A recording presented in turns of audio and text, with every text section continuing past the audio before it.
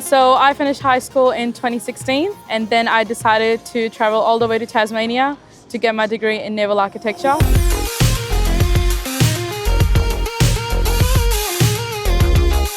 The maritime industry is actually a legacy that I inherited from my father. He is still in the maritime industry, and he is working for the defense industry as well. So I always had some love and some kind of passion for design.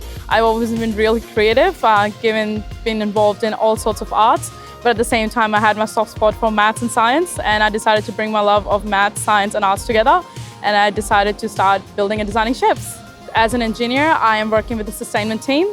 We are the ones who are sustaining the Australian Border Force Cape class boats. Our job includes making any engineering changes on board and making sure that they are from initiating them to implying them all the way through. It's our process, and then that's where it gets handed on over to the production team to go on board and make the changes happen. Anyone who wants to be a part of the maritime defense industry is in for a big adventure.